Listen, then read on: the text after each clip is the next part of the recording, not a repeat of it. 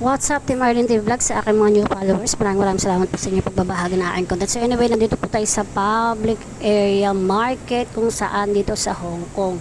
Ayan, kung mapapansin din po ninyo kung gaano kalinis. At ito pa po ang climax dyan. O, diba, chumichikaanan ako.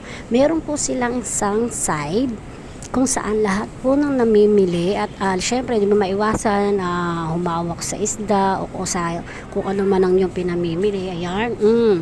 So itong area na to, dito po ninyo makikita ang ayan, hand wash. Ayan. Tapos ito naman yung trash bin, and the other one yung pong box. Yung pong may mga dalang box na kung saan pwede nilang ayusin dito sa area na to. Ayan. So dyan, pwede mo yung minimize yung mga pinamili mo. At the same time, yung mga dapat mong itapon dito po. Ayan.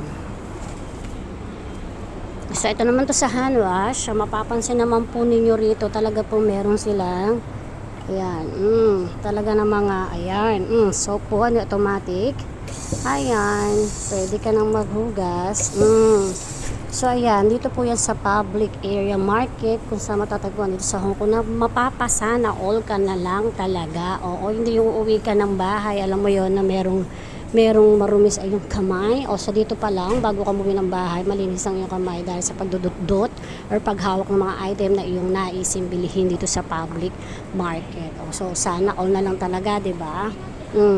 Yan dapat na maging priority minsan sa atin sa mga pampubliko natin, lalo dun sa ating bansa sa Pilipinas. O, hindi naman sa talagang maiiwasan mo na ikumpara itong Hong Kong sa atin. Oo. So, yung mga simpleng bagay na alam mo, pero napakalaking halaga at tulong ito sa mga kababayan natin.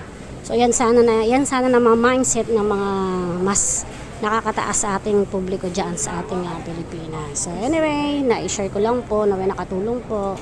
Ayan, galing siya sa palengke, di ba? O, di ba, hugas ng kamay, ganun lang.